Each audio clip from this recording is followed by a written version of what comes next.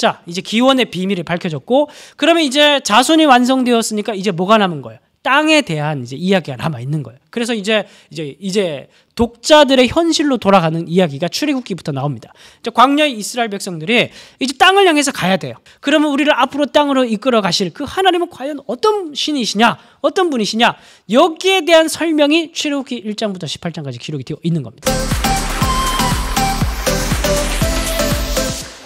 출애굽기 1장부터 18장까지의 이 기록되어 있는 이 이야기에서 핵심은 뭐냐 하면은 하나님은 어떤 분이신가를 이제 설명하는 게, 왜냐하면 이 신이 이제 이스라엘 백성들을 이집트로 데려갈 거니까. 그런데 이걸 설명하기 위해서 반대적으로 이 모세의 부족함이 또 언급이 됩니다. 왜냐하면 이스라엘 백성들을 앞으로 가나안 땅으로 이끌어 갈 것은 모세가 아니에요. 영웅적 인간은 하나님의 역사 가운데 설 자리가 없어요. 이게 사실 굉장히 중요한 또 포인트입니다. 그래서 처음에 모세 이야기가 1장부터 6장까지 나오는데, 부름을 받는 이야기가 나오는데, 여러분 나중에 이걸 기억하면서 읽으시면 되게 도움이 됩니다. 모세 같은 경우에 처음에 자기 힘으로 한번 해보겠다고, 영웅적인 지도자가 한번 되어보겠다고, 마치 무슨 운동투사처럼 내가 한번 민족의 해방을 한번 해보겠다고 나섰지만은 실패하고 광야로 갔죠. 거기서 하나님께서 모세에게, 늙어있는 모세에게 나타나가지고 계시해서 떨기나무 가운데 부르시죠. 그러면서 모세는 난 주님을 잘 모릅니다. 내가 누구이기에. 그 말이 맞아요. 모세는 아무것도 안 해요. 나중에 모세가 요단 이제 가나안 땅에 이제 들어가게 될 정복 전쟁에 있어서도 모세가 나는 약속의 땅에 들어가고 싶습니다. 그러니까 하나님께서 너는 거기까지다. 느보산에서 죽게 합니다. 더 이상 못 가게 해요. 영웅적인 리더가 필요 없어요. 중요한 건 하나님의 리더시기 때문에. 그래서 여호수아로 바꿔버립니다. 그래서 이게 사실은 출애굽기 이야기에서도, 이스라엘의 대장정의 이야기에서도 굉장히 중요한 포인트가 됩니다. 자, 그리고 그러면서 정말 하나님이 주인이 되시고 하나님의 모든 역사에서 이제 사령관이 되시는데, 그 하나님이 누구신지 그걸 이제 초미의 관심사로 1장부터 18장에 두면서 그걸 설명하고자 노력하는데, 그래서 모세가 하나님께 묻죠. 그러면 나를 부른, 너를 이끌어내, 너를 불러서 우리한테 보낸 그 신이 뭐라고, 누구냐고 물으면 내가 이스라엘 백성들에게 내가 뭐라고 대답을 해야 됩니까? 이렇게 묻거든요. 그러니까 하나님께서 나는 스스로 있는 자다, 막 그러면서 여러 가지 막 설명을 하시잖아요. 이러한 모름의 모티프, 그러면서 하나님께서 자기를 드러내는 선교적인 이야기, 이게 출애굽기 1장부터 18장에서 계속 나옵니다. 그래서 파라오 같은 경우에도 내가 여호와가 누구기에 내가 그걸 보내? 너희들을 보내? 나는 여호와를 알지 못한다. 히브리 노예들의 신, 난 그런 신 알지 못한다. 그래서 계속 모름의 이야기가 나옵니다. 그럼 모르면 어떻게 해? 가르쳐줘야지. 그래서 하나님께서 계속 자신을 계시하고 자신을 알게 만드는 이야기가 나와요. 그래서 재앙의 끝에 늘 여호와인 줄 알리라. 재앙이 끝에 여호와인 줄 알리라. 재앙이 끝에 여호와인 줄 알리라. 계속해서 반복해서 여호와인 줄 알리라는 말이 계속해서 나와요. 그럼 우리는 그 이야기를 읽으면서 뭘 알아야 돼요? 하나님이 이렇게 적극적으로 자신을 역사 속에서 계시하시니까, 하나님이 어떤 분이신지 우리에게 알려주고자 노력하시니까, 우리는 출애굽기 1장부터 18장까지 이야기를 읽으면 우리가 그렇게 개인적으로 노력하지 않아도 말씀만 보더라도 우리가 믿는 하나님이 어떤 분인지 알 수 있잖아요. 하나님은 능력 있으신 분이시구나. 하나님은 저렇게 자신을 계시하고 드러내시는 분이시구나. 하나님은 그렇게 영웅적 인간을 원하는 게 아니라 하나님만이 홀로 영광을 받으시기를 원하시는구나. 하나님은 또 히브리 노예들, 그 고난받는 약자들, 그 인간들을 하나님께서는 주인이 되고 싶어 하시는구나. 가난한 자를 돌보고 약한 자를 돌보시는 하나님이시구나.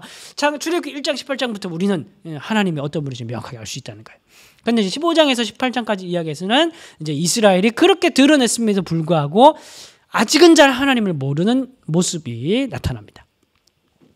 자, 그렇게 이제 현실로 돌아와서 이제 독자 이스라엘이 광야에 있는 상태에서 이제 너희를 이끌어낸 하나님이 어떤 분이신가를 모세가 출애굽기 1장부터 18장까지 해서 차근차근히 설명을 해줍니다. 그래서 사실은 애굽의 이집트 열재앙이 필요한 거야. 한 방에 끝낼 수 있지만 차례차례 그 이야기 속에서 하나님이 어떤 분이신지 계속 계시를 해주는 거예요. 근데 그 계시는 1장부터 18장까지 여러분들 제가 지금 얘기를 했지만 단순히 파라오에게 이것을 계시하는 것만이 아니라 모세에게, 이스라엘 백성에게 그리고 파라오 이집트 백성들에게 또 파라오에게 모든 열방의 백성들에게 하나님 어떤 분이신가를 계속 계시하는 장면이라는 거예요. 그만큼 하나님께서는 자기를 드러내고 싶어 하시는 겁니다. 그죠? 자, 그래서 그런 관점을 가지고 우리가 이제 잘 읽으셔야 되고, 그리고 이제 중요한 건 뭐냐면 이제 가나안 땅으로 가야 됐죠.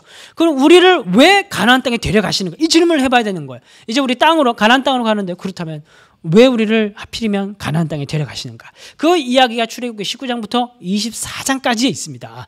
자, 여기서 출애굽기 19장부터 24장까지는 시내산 언약을 맺어요. 이게 민족 이스라엘과 하나님이 시내산 아래에서 맺은 언약입니다. 그러니까 이제 그 땅에 가게 될 이스라엘 백성들이 하나님과 맺은 언약이라는 거예요. 이 질문이 뭐라고요? 왜 우리를 그 땅에 데려가시는가? 근데 그 상태에서 기록된 파트가 출애굽기 19장부터 24장. 그러니까 이거는 땅의 약속이에요. 땅의 약속과 관련된 언약이 시내산 언약이에요. 그러니까 무슨 말이냐면 이 언약을 제대로 지키지 못하면 어떻게 되냐면 땅에서 쫓겨나는 겁니다. 그게 이제 신명기 말씀에 있는 거예요. 땅의 언약이기 때문에. 그래서 왜 그 땅에 데려가는가? 그 이유를 출애굽기 19장부터 해서 24장까지 해서 밝힙니다. 그러니까 이거는 어떻게 보면은 이 구원의 이유라고도 얘기할 수가 있는 거죠. 그렇죠? 출애굽을 했죠. 출애굽을 했고 가나안 땅에 들어가기 전에 시내산으로 빠꾸를 해가지고 거기서 데려다 놓고 1년 동안 하나님께서 시내산 언약을 맺고 율법을 가르치면서 시간을 보내요. 그 시간은 무슨 시간이냐면 왜 가나안에 들어가야 되는지를 설명해 주는 시간이라니까요. 그러면 이걸 우리가 그 이야기를 읽으면서 먼 나라 이웃 나라 이야기를 읽는 것이 아니라 오늘 우리의 이야기를 읽어야 되는데 어떤 관점에서 읽어야 되냐면 왜 우리를 구원해 하셨는가의 구원론적 질문을 던져봐야 된다는 이야기라는 거예요. 왜 우리를 구원하셨냐? 내가 잘 먹고 잘 살기 위해서 축복받기 위해서 구원받은 것도 아니고 내 영혼이 죽어서 천당 가기 위한 목적만 있는 것도 아니고 분명한 우리 삶을 향한 하나님의 목적이 있어요. 그 목적이 어디 있냐면 출애굽기 19장에서 24장까지 있어요. 그러니까 우리가 눈을 부릅뜨고 이 장을 통독해야 되지 않겠냐 그 말입니다. 그거 졸면서 읽을 수가 있어요. 어떻게 졸면서 읽을 수가 있어요? 우리의 구원하신 이유인데 서론이 나옵니다. 서론의 출애굽기 19장에 나옵니다. 뭐라고 말씀하시냐면 너희가 내 말을 잘 듣고 왜 구원했어요? 창세기 1장부터 11장까지 해서 창세기 1장부터 11장까지 이야기가 사실 좀 비슷하죠. 하나님께서 아브라함을 왜 선택했어요? 1장부터 11장까지 해서 말씀으로 창조했는데 말씀으로 인류에서 떠났어요. 그러니까 이제 말씀을 이제 순종하는 백성들을 만들기 위해서 아브라함을 부른 거예요. 자, 이제 말씀에 쓰는 인류 그 중에서 특별히 선택해가지고 말씀을 순종하는 백성들을 만들어서 약속의 땅으로 데려가서 제사장 나라로 삼고 이방의 빛으로 만들어서 열방이 말씀에 순종하는 이스라엘 백성들을 보고 하나님께로 돌아오도록 만드는 선교적 목적, 그 목적을 위해서 하나님께서 이스라엘 백성들을 부른 거예요. 창세기 1장부터 11장까지의 문제를 해결하기 위해서 이스라엘을 부르신 거예요. 창세기 1장부터 11장까지의 문제를 해결하기 위해서 우리를 부른 거예요. 우리를. 말씀에 순종했을 때 어떤 역사가 나타나고 삶이 어떻게 변하고 어떻게 하나님의 형상이 회복되고 어떤 공동체로 아름다운 공동체로 빚어지고 그 아름다운 하나님께서 처음 창조했을 때의 모습을 회복했을 때 얼마나 아름답고 행복할 수 있는지를 그 삶의 목적과 존재의 이유를 어떻게 찾을 수 있는지를 허무함 가운데 말씀에 떠나서 허무함 가운데 창조주를 떠난 피조물들에게 이제 창조주에게 돌아온 그 백성들의 모습을 보여주면서 그들이 돌아오게 만드는 등대, 이정표 그 역할을 만들기 위해서 이스라엘 백성들을 불렀다. 우리를 불렀다. 구원의 목적을 알려주기 위해서 출애굽기 19장부터 24장이 기록됐다니까요. 그래서 처음에 뭐라고 얘기하냐면 너희가 내 말을 잘 듣고 이 말이 왜 그렇게 해서 시작되는 거라는 거예요. 예? 하나님이 꼰대라서 그런 게 아니고 내 말 잘 들어 이렇게 얘기하는 게 아니라 이게 창세기 1장을 전제로 하고 있는 거예요. 예? 그래서 내 언약을 지키면 너희가 내게 대해서 뭐가 되는 거예요? 제사장 나라. 제사장이 뭐 하는 사람이에요? 신과 인간의 중재자잖아요. 중간에서 인간을 신에게 데려가는 중재자적 역할을 하는 게 제사장이에요. 그 제사장 나라가 되면 거룩한 백성이 되는 거예요. 구별된 백성이 되는 거예요. 이 말씀을 가져다가 베드로가 우리에게 너희는 모든 사람이 다 제사장이다. 거룩한 제사장, 거룩한 나라다. 이렇게 우리에게 이렇게 얘기해요. 우리 똑같아. 예? 그러니까 우리가 이 말씀을 읽으면서 우리에게 적용을 안 할 수가 없다니까요. 우리를 부르신 목적, 제사장 나라. 하나님의 말씀에 순종하는 백성, 그를 통해서 열방이 주께 돌아오게 만드는 하나님의 축복의 통로, 선교적인 목적을 위해서 우리를 구원하셨구나. 다음에 따라해 보세요. 우리를 구원하신 목적은 선교의 목적이 있는 거예요. 선교가 막 나가서 그냥 예수 안 믿으면 지옥 가, 단순히 이 말을 하는 게 말만 번들하게 하는 게 아니라, 레위기 19장 아까 봤잖아요. 거룩의 종류들, 우리의 일상 속에서 우리가 우리의 삶을 드러내고, 그를 통해서 열방의 백성들이 저렇게 하는 게 제가 하나님 원래 우리의 존재 목적을, 창조주의 목적으로 돌아가는 거구나. 그걸 보면서 돌아오게 만들게. 자, 그래서 서론 다음에 어떻게 하면 거룩할 수 있는가 구체적인 내용이 나오는 거예요. 그래서 그 다음에 십계명이 나오는 거예요. 내 계명을 지키면 제사장 나라, 거룩한 나라가 될 것이다. 거룩한 백성이 될 것이다. 너희들이 그렇게 되면 땅에 들어가서 너희들이 그렇게 너희들이 될 수 있어. 그게 목적이다. 그럼 어떻게 하면 제사장 나라가 될 수 있고, 어떻게 하면 거룩한 나라가 될 수 있냐? 그거는 내가 너에게 주는, 이제부터 얘기하게 되는 구체적인 계명들이다. 그 계명들을 압축해서 먼저 요약적으로 설명해 줍니다. 그게 십계명이에요. 1계명부터 10계명까지. 1에서 4까지는 하나님을 사랑하고, 6에서 10계명까지는 이웃을 사랑하는 거죠. 그래서 십계명이라는 건 뭐냐면 하나님을 사랑하고 이웃을 사랑하는 거라고 예수님께서 정리를 해 줬습니다. 자, 그리고 십계명이 나오고, 십계명이 10가지로 요약적으로 제시가 되고, 그 다음 이것을 다시 풀어서 설명해 주는 게 20장에서 23장까지 있는 법규의 이야기예요. 그리고 이제 중요한 건 뭐냐면은 이 보충 설명이 끝나고, 보충 법규가 끝나고 언약식을 맺습니다. 바로 피를 뿌려요. 제단을 만들어 놓고 제단에 피를 뿌리고 이스라엘 백성들에게 피를 뿌립니다. 그러니까 피로 맺은 언약이에요. 그러니까 이거는 뭐냐면 이걸 지키지 않으면 죽는 거야. 그러니까 너희들이 그 땅에 들어가서 이걸 지키지 않으면 내가 너희들을 구원한 목적이 사라지는 거지. 제사장 나라의 목적이 사라지는 거고, 그렇기 때문에 땅에 살 자격을 상실돼. 그래서 땅에서 쫓겨납니다. 그래서 이 언약이라는 거는 바로 땅과 관련된 언약이기 때문에 이 언약을 지키지 않으면 땅에서 추방될 것이다. 그게 신명기에 가서 또 자세하게 설명이 됩니다. 그러니까 출애굽기 19장부터 40장까지 이 이야기는 앞으로 있게 될 레위기라든지 신명기라든지 여기서 더 확장될 이야기에 어느 정도의 기본, 전제, 토대를 마련하는 그런 본문이라고 여러분 볼 수가 있습니다. 그러니까 출애굽기 19장부터 쭉 얘기는 나중에 다시 반복될 수 있는 이야기라는 생각을 가지고 여러분들이 1월 달에 통독을 하시면 될 것 같아요. 자, 그렇다면 우리를 이제 그곳으로 데려가시잖아요. 이제 그곳으로 데려가시는데 질문을 던져봐야 됩니다. 그곳에 데려갔는데 우리가 만약에 계약을 지키지 못하면, 우리가 이제 늘 이런 율법들이 나오면, 아니 그러면 우리가 이걸 지키지 못하면 어떻게 되는가? 그렇게 생각할 수 있잖아요. 그죠?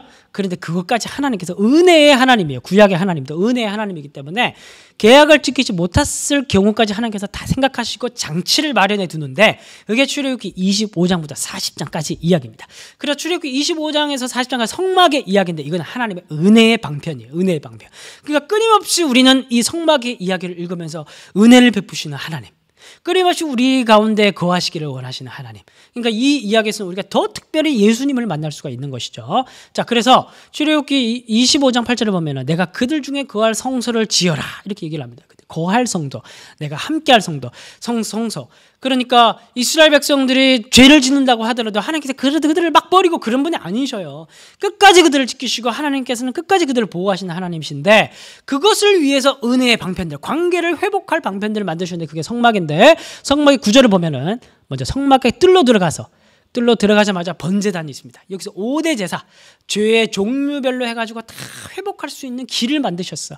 그래서 이 모든 제사들은 다 피가 필요해. 그래서 우리는 이 피에 대한 이야기, 번제에 대한 이야기를 보면서 오늘 우리 그리스도를 통해서 우리가 하나님께 나아갈 수 있는 길을, 우리가 부족하고 연약하고 우리가 하는 말씀대로 살지 못하고 우리가 구속받은 백성의 목적대로 살지 못하고 그렇게 부족하고 연약하더라도 늘 그리스도 안에서 우리에게 나올 수 있는 길을 열어두신 그 하나님을, 그 죽어가는 짐승들을 통해서 우리는 그 이야기를 통해서 하나님의 은혜를 느낄 수 있어야 되는 거예요. 그런데 우리는 그때 당시에는 예수님이 오기 전이었으니까 이런 방식 속에 예수님의 은혜를 포함시켜놓고 그들에게 제안을 한 겁니다.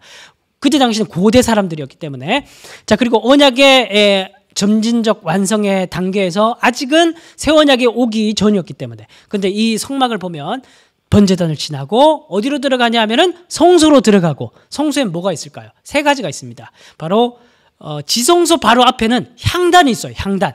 여기에는 제사장들이 매일 들어가서 거기 향을 피웁니다. 그 향을 뭐가 피우니? 하면 연기가 나오는데 성경에 보면 그 연기는 성도의 기도라고 하죠. 계시록에 보면. 그러니까 계속해서 성도들의 고통, 성도들의 아픔, 성도들의 바램, 성도들의 소망 이런 신음소리들이 향단을 통해서 매일 이 성소가 있고 다음에 지성소가 있는데 향단 바로 넘에는 지성소가 있어요. 지성소가 있고 거기 법궤가 있어. 그래서 그 바로 맞은편에 지성소 맞은편에 성도들의 이야기들이 계속 하나님께 올라가는 연기가 올라가듯이 하나님께 올라가는 그 모습이 있습니다. 이 성소에는 제사장들이 들어가서 매일 이제 향단에 이제 불을 피우죠. 그리고 진설병들은 매일 먹어야 될 하나님 말씀을 가리키고 촛대는 뭐 성령의 역할을 얘기한다고 합니다. 자, 어쨌든 이렇게 성소가 있고 성소는 제사장들이 들어가서 늘 이제 관리를 하면서 하나님과 이스라엘 백성들이 계속해서 그 연결성상의 관계 속에 있다는 것을 제사장들이 늘 이제 상기시켜 줍니다. 그리고 중요한 건 지성소죠. 지성소는 이 휘장으로 가려져 있습니다. 휘장으로 가려져 있고 이 휘장을 열고 들어갈 수 있는 것은 1년에 딱 한 번밖에 없습니다. 바로 대제사장이 대속죄일. 이 대속죄일은 이스라엘 민족 전체의 죄를 끌어안고 대제사장이 지성소 문을 열고 1년에 딱 한 번씩. 근데 이걸 절차를 잘못 지키면 대제사장이 들어가서 죽어요. 죽으면은 시체를 끄집어낼 사람이 따라 들어갔다 죽으니까 끈을 매가지고 들어갑니다. 그래서 나중에 딸랑딸랑 소리가 없으면 끄집어내는 거예요. 그래서 잘못 들어가지고 죽은 제사장 이야기도 나오고, 그래서 지성소는 법궤가 있어요. 법궤. 이런 모습으로 되어 있습니다. 이런 모습으로 이 향단에 불을 피우고 안에 이제 법궤가 있는데 이 하나님의 말씀, 그죠? 하나님의 말씀이 있는 곳. 감히 아무나 들어갈 수 없어. 그 대제사장 1번에 한 번 들어가서 대속죄일에 들어가서 이제 속죄를 하는 이제 행사를 하는데, 근데 여러분 우리는 이걸 두려움으로 읽을 필요가 없어요. 왜냐하면 우리는 이제 새 언약이 완성된 그런 시대에 살고 있기 때문에 예수 그리스도의 사역이라는 것이 예수께서 돌아가실 때 휘장이 찢어지잖아요. 그죠? 예수님께서 십자가에 못 박혀 돌아가시는 그날 밤에 휘장이 찢어지고 휘장이 찢어졌다는 건 뭐예요? 지성소로 들어가는 미국들이 고속도로가 뚫린 얘기를 하는 거예요. 우리는 이제 그런 시대를 살고 있기 때문에 그 시각으로 이제 보게 되는 거예요. 이 귀한 감히 하나님께 영광스러운 하나님께 나아갈 수 없는 그 길을 그리스도의 죽음으로 하나님께서 열어주신 거예요. 그죠? 우리 이제 두려움 없이 하나님의 영광 앞에 우리는 이제 그리스도의 힘을, 그리스도의 피를 의지해서 나갈 수 있는 길을 이제 나갈 수 있는 거예요. 그래서 우리는 그 성막에 대한 이야기를 읽으면서 더 우리는 그리스도의 사랑과 하나님의 은혜를 맛볼 수가 있는 겁니다. 그리고 35장부터 40장까지의 이야기가 그렇게 이제 기록이 되어 있어요. 근데 여러분 재밌는 건 뭐냐 하면 요 중간에 금송아지 사건이 나옵니다. 금송아지 사건. 여러분이 그 책을 읽다가 아니 웬 갑자기 금송아지 사건이 갑자기 중간에 나오지? 이렇게 생각할 수가 있어요. 잘 보세요. 앞에 보면 앞에 보면은 성막 설계가 있고 금송아지 사건 앞에 성막 설계가 있고 금송아지 사건 끝나고 나면은 성막을 완성하는 이야기가 나옵니다. 설계가 나오고 끝나면 성막을 완성하는 이야기가 나옵니다. 그 사이에 금송아지 사건이 있는 거예요. 여러분 왜 하필이면 금송아지 사건이 성막을 설계하고 성막을 완성하는 그 사이에 있을까요? 여러분 이거 굉장히 중요한 부분입니다. 여러분들이 지금까지 여러 번 통독했을 때도 이 의미를 여러분들이 알고 이것을 봤다면 여러분들 정말 성경을 보는 눈이 좋으신 거예요. 시력이 좋으신 거예요. 첫 번째 이유는 뭐냐 하면 우린 진짜 은혜가 필요하구나. 이렇게 성막에 대한 내용을 얘기해주고 하나님께서 이렇게 지으라고 하고 이렇게 인도하시는데도 그새를 못 참고 욕망을 투영시켜가지고 금송아지를 만들고 뭔가 자신의 욕망을 따라서 우상을 찾는 존재가 우리구나. 우리는 정말 은혜가 필요한 자구나. 오늘 또 우리는 한눈 팔면 언제든지 우리는 뭐 할 수 있는 사람들이에요. 우리의 우상을 만들어서 우상 숭배를 할 수 있는 사람. 그런 두려움을 가지고 사실은 그 사이에 있는 이야기를 읽어야 되고, 또 한 가지 중요한 건 뭐냐면 진짜 하나님께서 원하는 우리 기독교의 신앙은 뭐냐면 탑다운이라는 거예요. 탑다운. 우리가 만드는 길로 해서 하나님께 나갈 수 없어요, 여러분. 하나님께서 하늘에 있는 성전의 모양을 본떠 가지고 다 얘기해주고 그걸 지으라고 하신 거예요. 예? 그러니까 그것대로 짓지 않으면 틀린 거예요. 성막 시스템, 번제 시스템, 이 모든 것, 레위인 시스템, 이 모든 것, 여로보암이 북이스라엘과 남유다가 갈라지고 난 이후에 여로보암이 절기도 바꾸고 제사장도 바꾸고 제사 스타일도 바꾸고 그리고 이 금송아지도 만들어서 베델과 단에 만들어서 이것이 너희들을 출애굽한 여호와다 그렇게 얘기를 했죠. 여로보암의 죄 때문에 북이스라엘이 싹 다 멸망당하고 나라가 사라집니다. 멸망을 당해요. 무슨 말이냐면 기독교의 신앙은 탑다운이에요. 탑다운. 하나님께서 말씀해 주신 길 외에는 누구도 갈 수가 없어요. 예? 예수님 외에는 길이 없다니까요. 하나님께서 말씀해 주신 길 외에 가면 실패라니까요. 하나님 못 만나요. 성경에서 얘기해 준 그 길 외에는 하나님 절대 만날 수가 없습니다. 절대 구원받을 수가 없어요. 그 얘기를 하고자 하는 게 성막 사이에 있는 금송아지 이야기예요. 그러면서 35장부터 40장까지의 성막을 완성하는 이야기에서 계속해서 반복해서 말하는 게 뭐냐면 내가 본대로 넌 만들어라. 내가 본대로 넌 만들어라. 그래서 모세가 하나님께서 말씀하신 대로 완성했고 말씀하신 대로 완성했고 말씀하신 완성했고 계속해서 반복됩니다. 여러분들 그걸 보면서 여러분들 항상 기억해야 될 건 뭐라고요? 내가 만든 우상을 내가 믿지는 않는지, 내가 원하는 방식대로 하나님 만들어서 믿고 있지는 않은지. 하나님은 안 괜찮다고 하는데 난 자꾸 스스로 괜찮다고 그래요. 이대로 하면 안 되는데, 이런 식으로 신앙생활 하면 안 되는데 자꾸 우리는 괜찮다고 얘기를 해요. 안 된다니까요. 탑다운이에요. 하나님께서 원하시는 방식으로 우리는 가야 되는 거예요. 내가 원하는 방식, 내가 원하는 거 투영해서 뭘 만들어 놓고 내가 믿겠다? 안 된다는 거예요. 철저하게 우리 스스로를 내가 정말 하나님께서 원하시는 방식, 예수 그리스도를 중심으로 해서 은혜의 길로 내가 가고 있지는 않은지, 마치 이 금송아지를 만들어 놓고 춤추면서 나의 하나님을, 내가 만든 하나님을 믿고 있든지, 아니면 내가 원하는 어떤 종교 방식으로, 내가 종교 열심으로 내가 하나님을 믿고 내가 만든 그런 어떤 새로운 종교를 하나님을 믿고 있지는 않은지 끊임없이 돌아봐야 되는 게 성막 짓는 이야기예요. 이거는 굉장히 중요한 이야기가 이 모든 성막 이야기에 들어 있습니다. 자, 지금까지 제가 이 창세기부터 해서 출애굽기 마지막까지 독자인 광야에 있는 이스라엘 백성들을 중심으로 해서 이 모든 이야기들을 구성을 해가지고, 퀘스천들을 구성을 해가지고 여러분들이 창세기 1장부터 출애굽기 40장을 각 파트별로 어떤 주제를 가지고 여러분들이 잘 읽어내려 가야 되는지를 정리해 드렸습니다.